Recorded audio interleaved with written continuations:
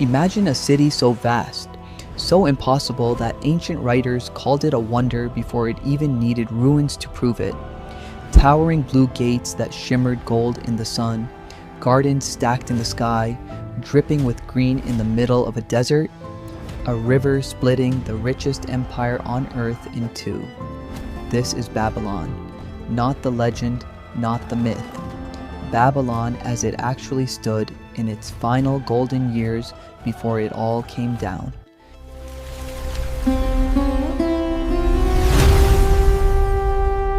The year is roughly 570 BCE. Nebuchadnezzar II sits on the throne. Babylon is the largest city on the planet, a place of scholars, soldiers, priests, and kings. In a few decades, it will fall without a real fight. But right now, at its peak, Babylon believes it will stand forever. Let's walk through it while it still can.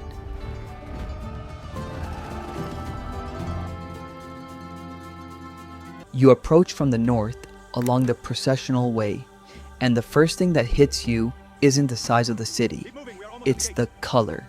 The Ishtar Gate rises in front of you, sheathed in glazed blue brick, so bright it looks unnatural next to the pale desert around it.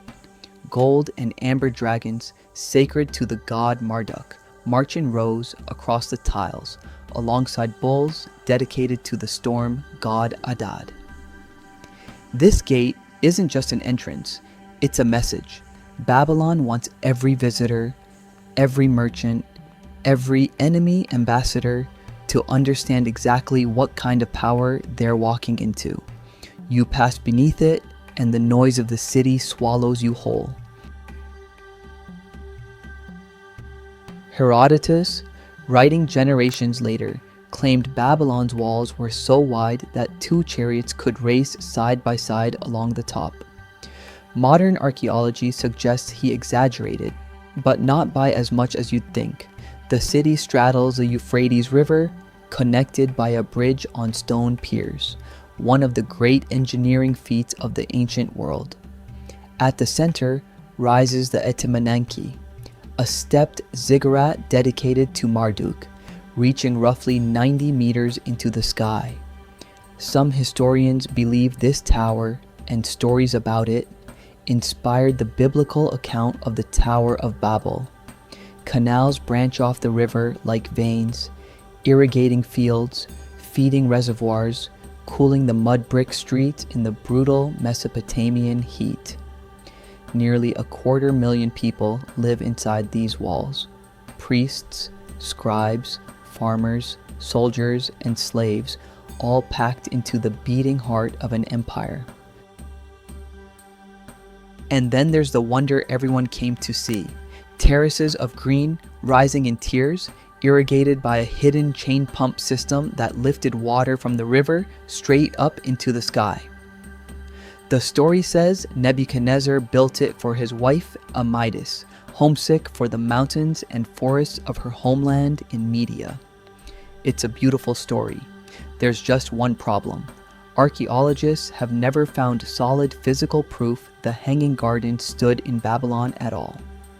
Some historians now believe the real gardens may have existed hundreds of kilometers away, in Nineveh, and the legend simply migrated to the more famous city over time. Maybe that uncertainty is fitting.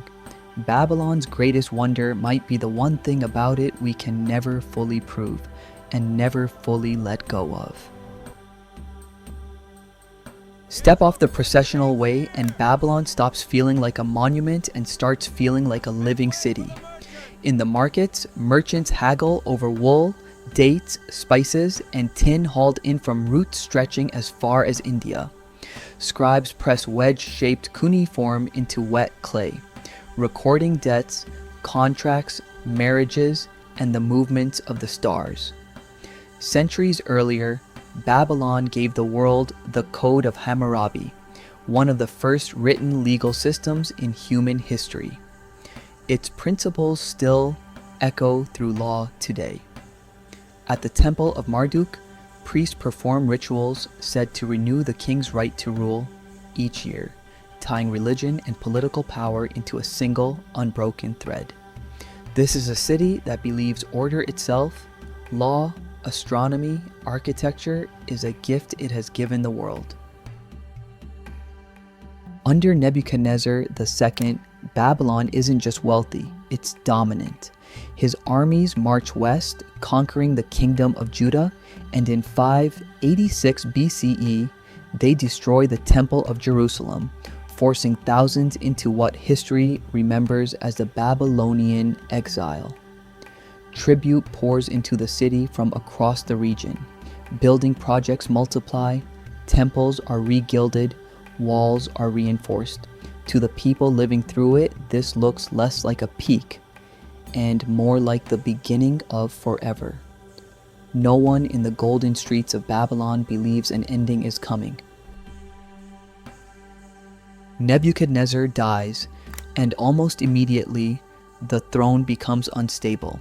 A string of short reigns follows, ending with Nabonidus, a king more interested in the moon god Sin than in Marduk. The deity Babylon's own priesthood considers the true protector of the city. Nabonidus spends years away from the capital altogether, in the desert oasis of Tema, leaving his son Belshazzar to govern in his place.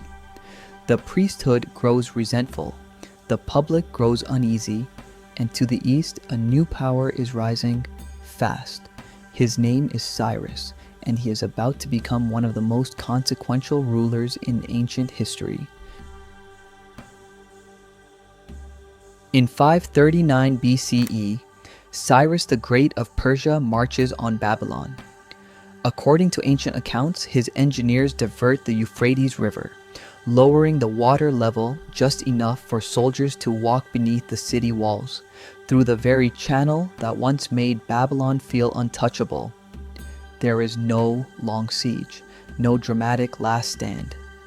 By some accounts, the city's gates are opened from within. Some Babylonians reportedly welcomed Cyrus, tired of Nabonidus's religious policies. In a single night, the city that called itself eternal changes hands. Cyrus enters not as a destroyer, but as a conqueror who preserves the temples, respects local customs, and even allows exiled peoples, including the Jewish population, to return home. Babylon does not burn. It simply stops being the center of the world.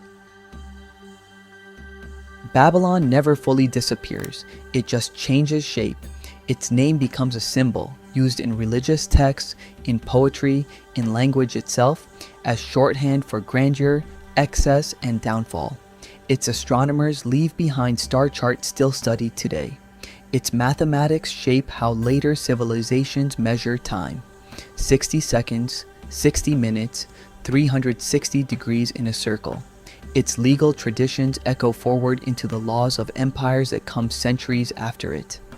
The physical city fades into mounds of earth along the Euphrates. But the idea of Babylon, golden, powerful, and ultimately humbled, never really leaves us. Every civilization since has, in some quiet way, been warned by it. If you enjoyed walking through Babylon, subscribe, because next we're heading to another lost city the world nearly forgot.